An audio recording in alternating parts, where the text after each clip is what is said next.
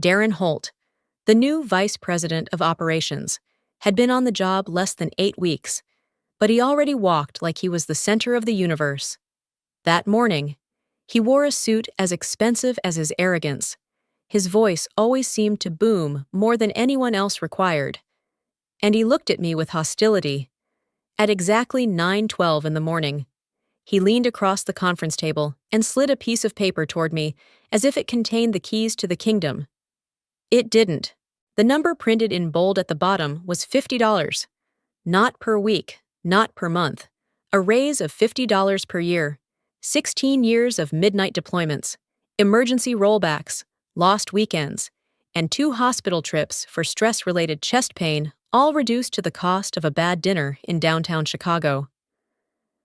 I stared at the page, my eyes tracing the 0 as if maybe another digit had been cut off in a print error. Darren watched me, smiling like he'd just gifted me a car. "We're keeping it fair across the board. Soren," he said, tapping the paper with a manicured finger. "This is the standard adjustment. Fair." The word felt like a slap. My last 3 integration rollouts had kept our flagship logistics platform from crashing under federal compliance audits.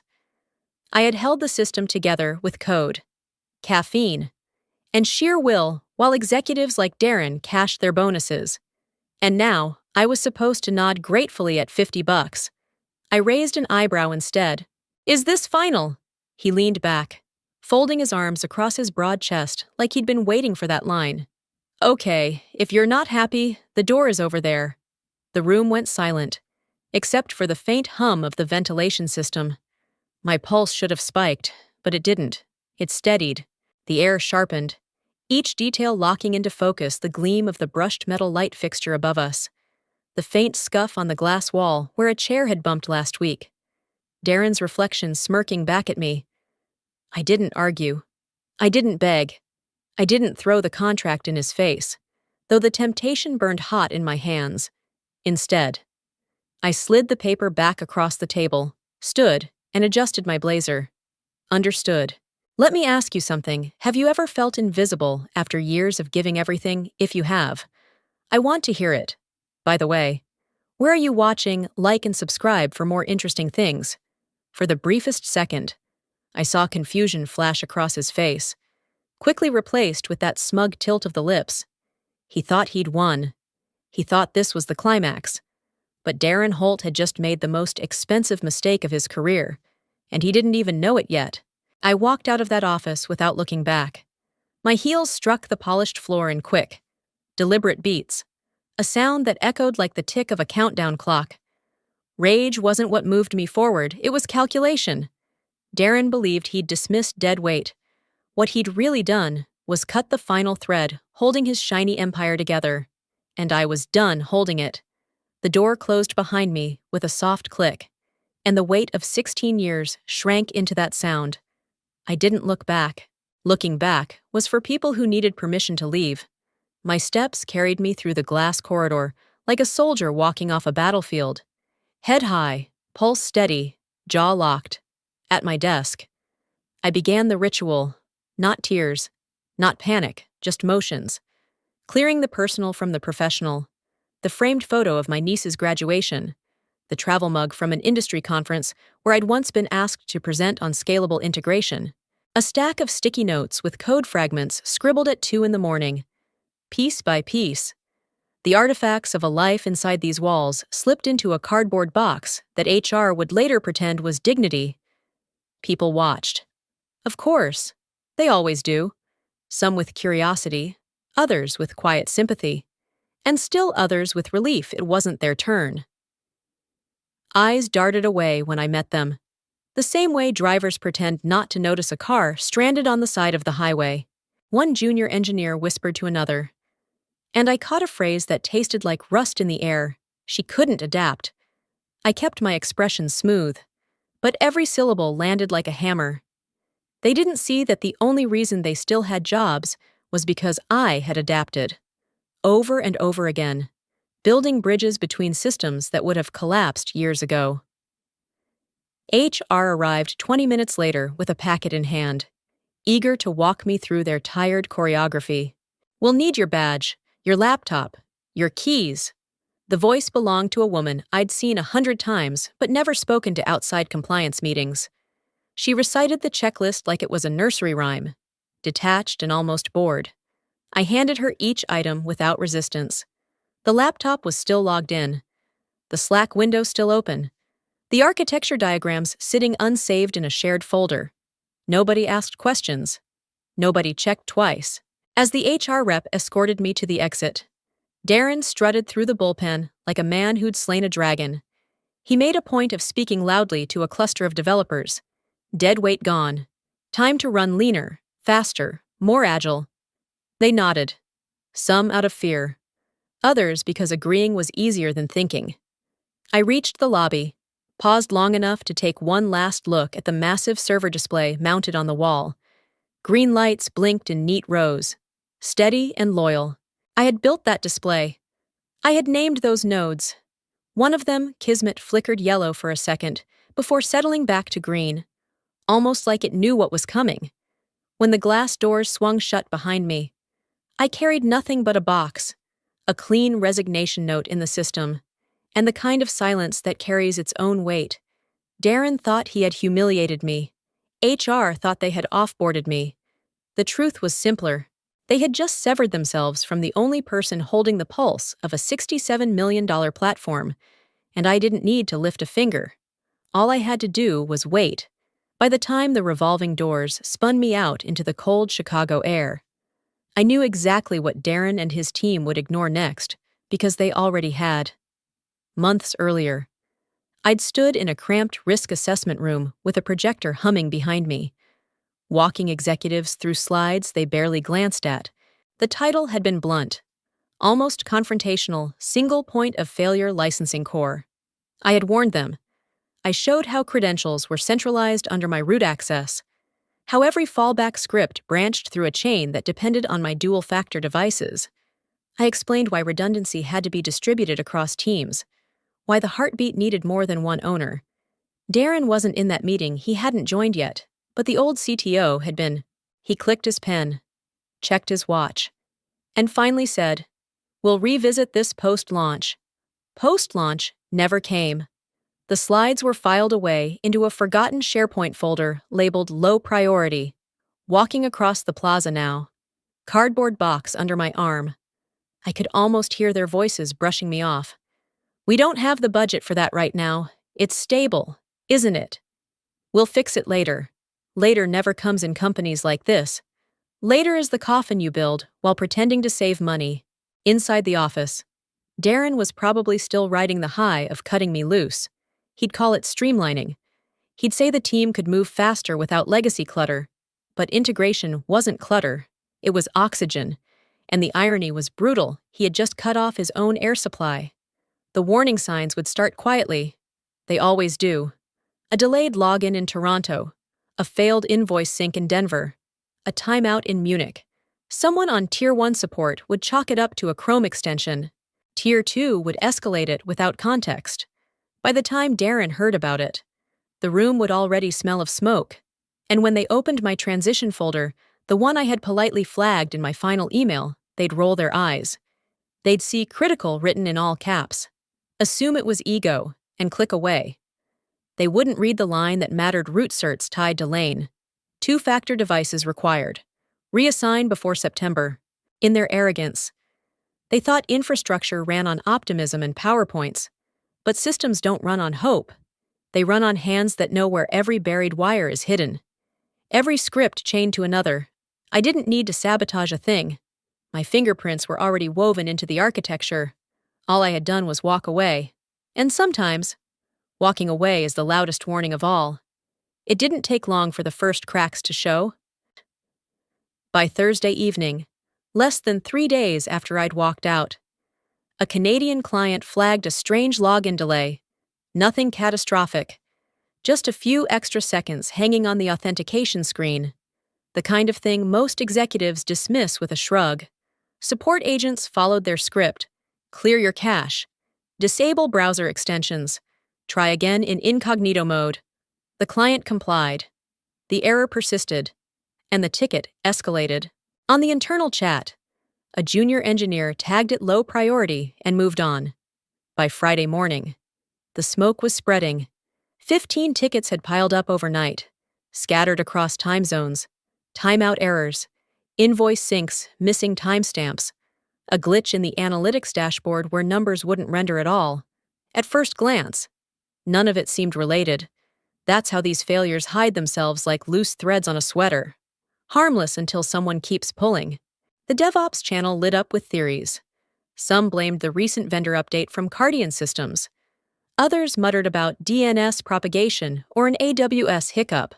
Darren's favorite explanation, of course, was growing pains. He even said it out loud in the morning stand-up, sipping from a mug that read, "Hustle harder." "Let's not catastrophize," he told them. "These things work themselves out. They don't. Systems don't work themselves out.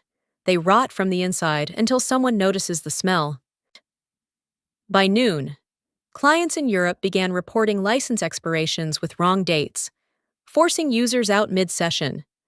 One SaaS partner posted politely on LinkedIn, tagging the company, anyone else experiencing unexpected downtime. That post was like the first flare shot into the night sky, subtle, but impossible to ignore. Meanwhile, a new intern stumbled onto something in the archives, a directory labeled Jiao Inf, old.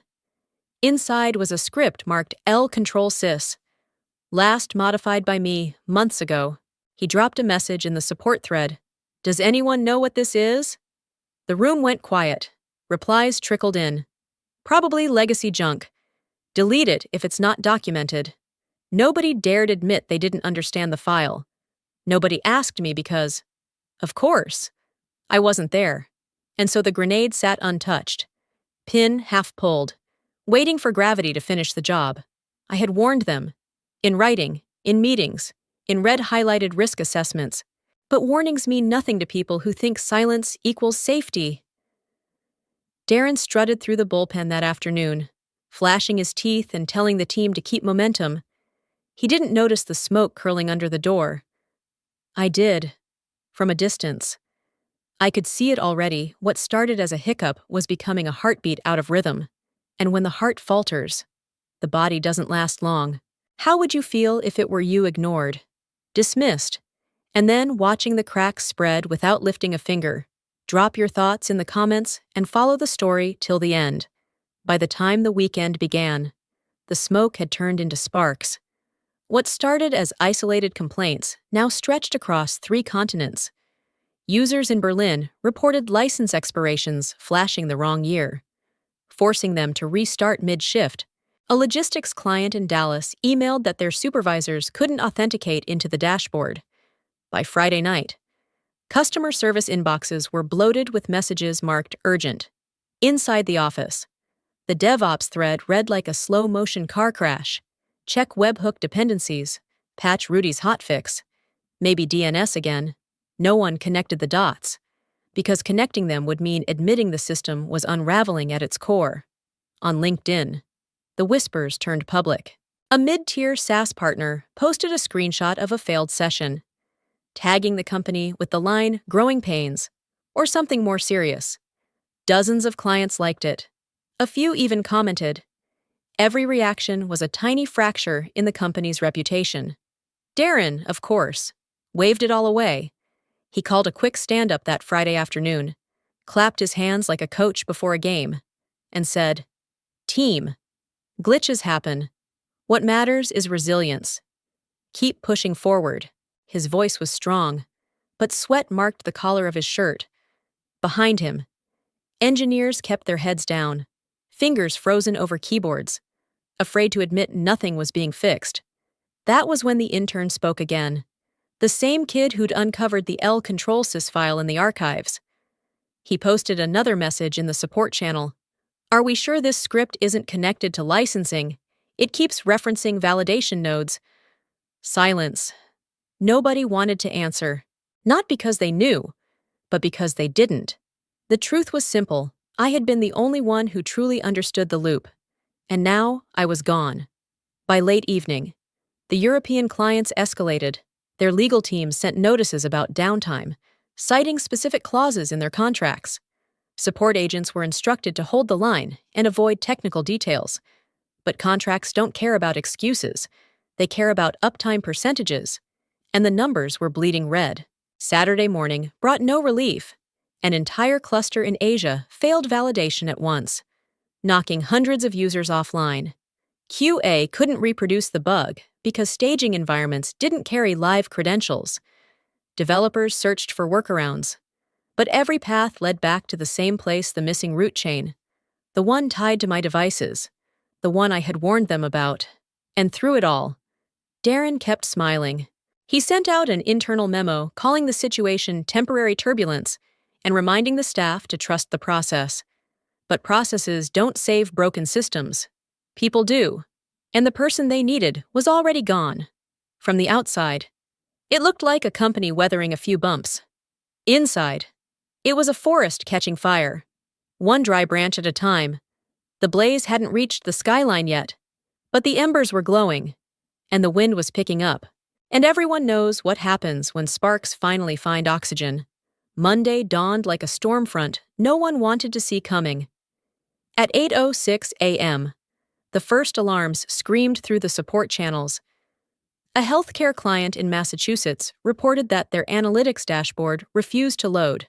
10 minutes later, 5 more reports landed from across the East Coast, users locked out. Subscriptions failing to validate. Dashboards stuck in endless loading loops. By 8:23 a.m., the panic spread west. A logistics firm in Illinois logged a critical failure none of their regional supervisors could authenticate. Operations halted.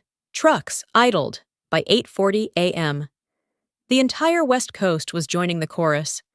The system wasn't lagging anymore, it was dead. Phones lit up like a Christmas tree wired to dynamite. Call centers flooded with furious customers. Tier 1 support drowning in complaints. Every script they tried cache clears. Password resets. Reboots came back empty. Tier 2 agents couldn't access logs because the licensing service itself was offline. Even the emergency override shell, the company's so-called failsafe, spat out errors. Access denied. In the war room, Darren Holt stood at the front like a man trying to conduct an orchestra with no instruments. "Let's all just take a breath," he told the engineers, sweat shining under the fluorescent lights. "This is clearly a back-end hiccup. Dev just needs to isolate the failure point. These things happen. But these things didn't just happen. Not at this scale." Someone finally asked the question no one wanted to hear. "Where's Rebecca?" The CTO. The answer came with a grimace. She was off at a wellness retreat in Sedona. Phone free until Wednesday. No backup delegate.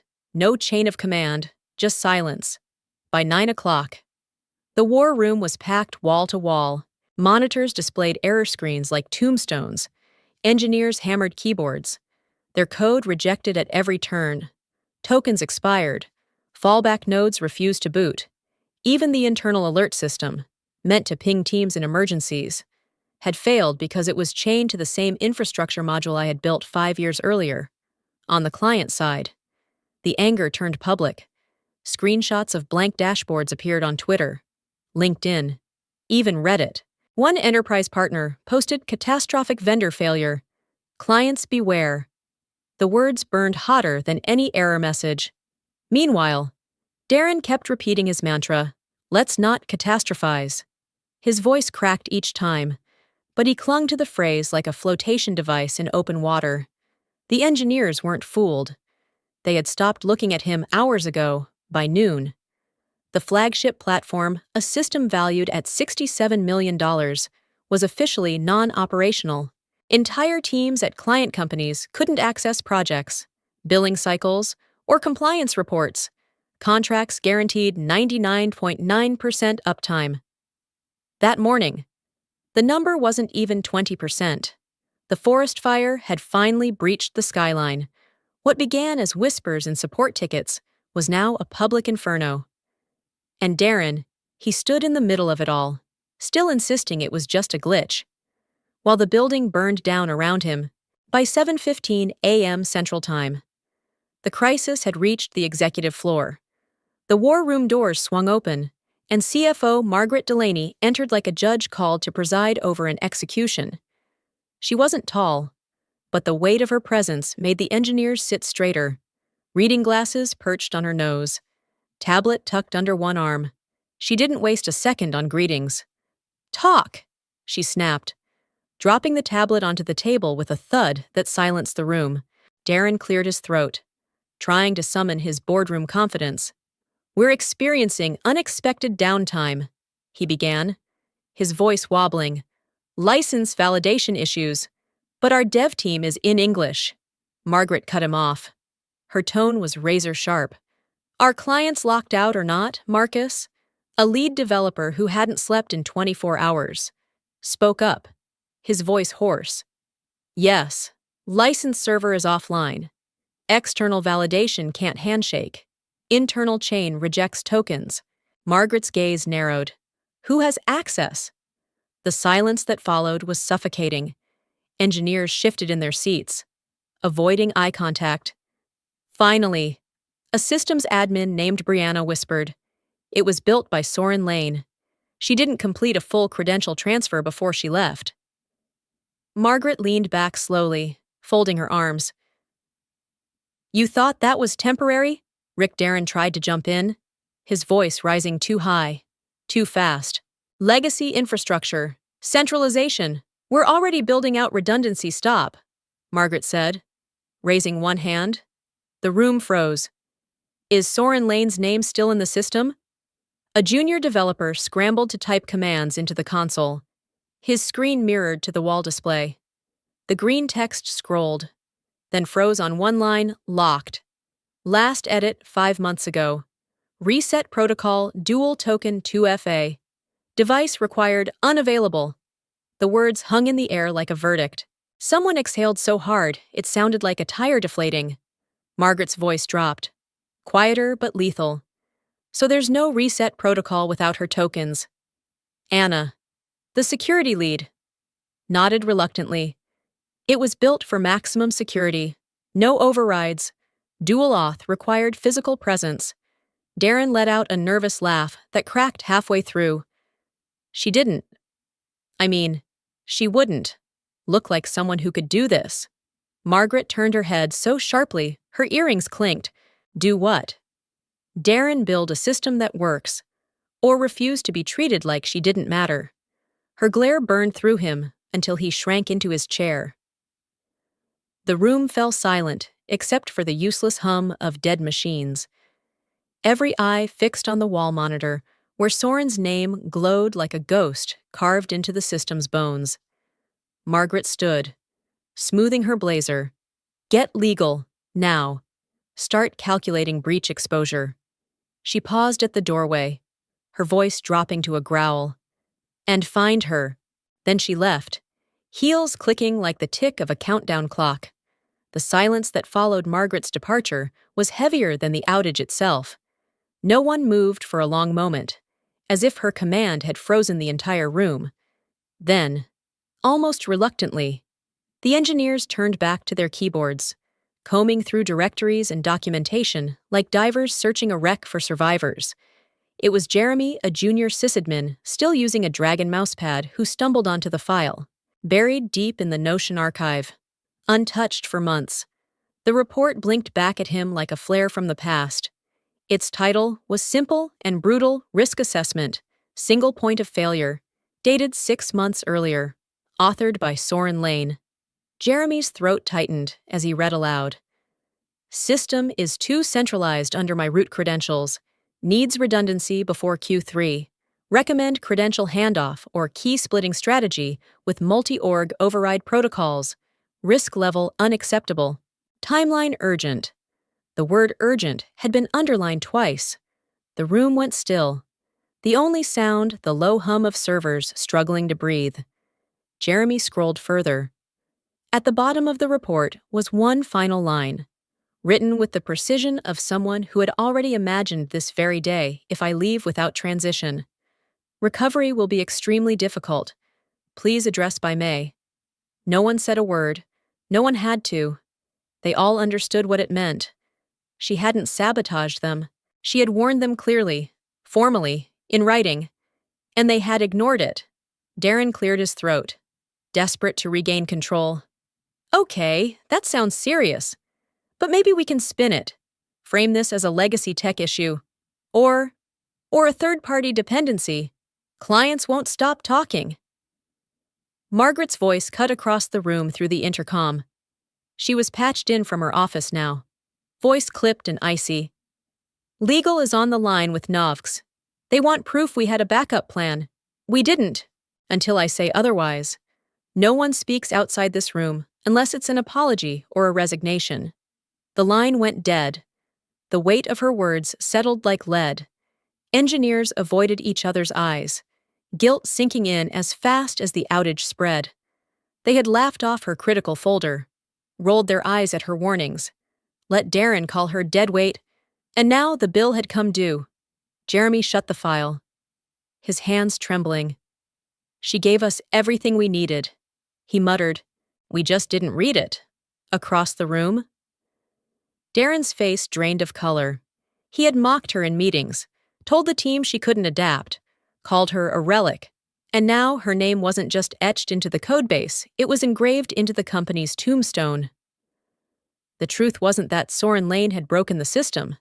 The truth was simpler, sharper, and far more damning. She had been the system, and without her. It was already collapsing under its own arrogance.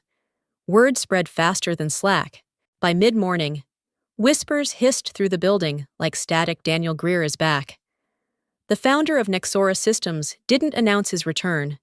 No email, no warning. He simply walked through the glass atrium at 10:30 a.m., suitcase still in hand, linen shirt creased from an overnight flight. No entourage. No staged welcome, just a man pulled from vacation by a fire he had already smelled from miles away. When the war room doors opened, the atmosphere shifted instantly. Conversations broke off. Engineers who hadn't looked up in hours froze.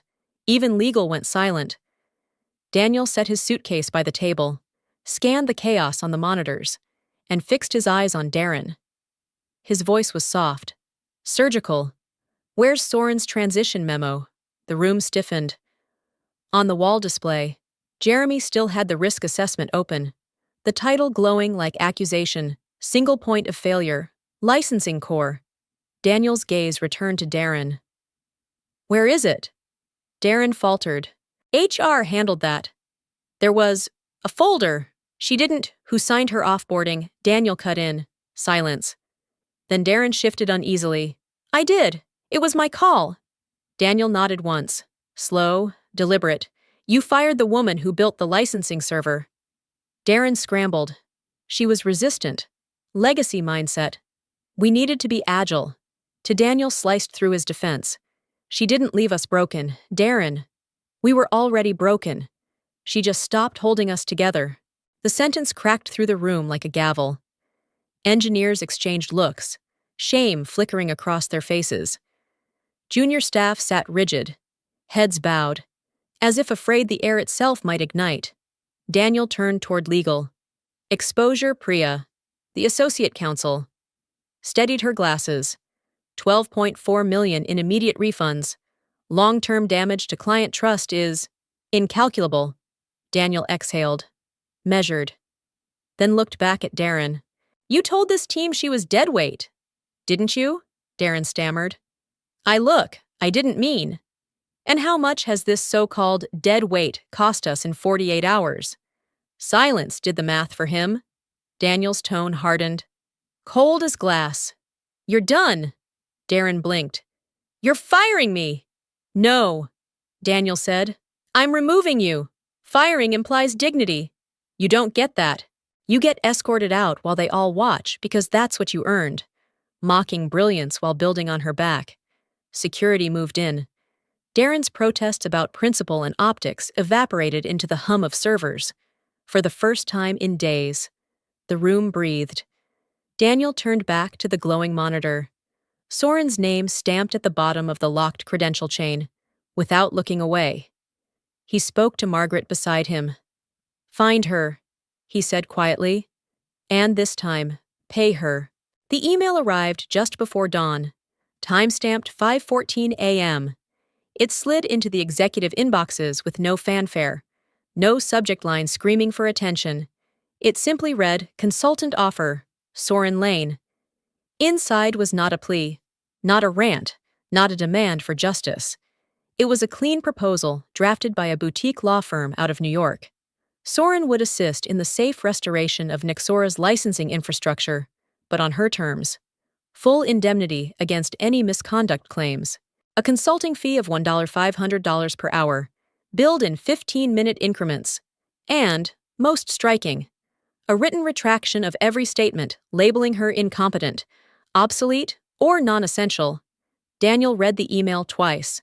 Then he pushed it across the table to legal. Pay her. He said simply. No debate. No bargaining. He understood leverage when he saw it. When Soren returned later that morning, it wasn't through the employee entrance with a badge on a lanyard. She arrived in a black sedan, escorted as an external consultant. No one cheered. No one clapped, but whispers rippled through the hallways as she walked past. Some had mocked her days earlier. Now they stared in silence, watching the ghost who had let the empire collapse without lifting a finger. In the server room, she moved like someone who had memorized every bone in the skeleton. A flash drive, a password, a scan. The heartbeat flickered back to green. One by one, nodes reconnected, dashboards cleared, users re-authenticated. The system that had bled red for days exhaled back to life under her steady hands. She handed Daniel a slim hard drive on her way out. Updated documentation, redundancy plan, role-based access template, everything they wouldn't let me implement. Her voice was calm, detached, not angry, just finished. Then she added, almost as an afterthought, next time. Promote from within. The elevator doors closed behind her, and Daniel stood in the corridor, staring at the drive. The words that escaped his lips would echo through Nexora's halls for months. God help us. Who did we just fire? Sometimes, strength isn't about shouting the loudest. It's about knowing when to walk away and proving that silence can be the sharpest weapon of all. Have you ever been underestimated at work? Drop your story in the comments. Hit like if this resonated with you, and share this video so others know they're not alone. Don't forget to subscribe. Your support keeps these stories alive.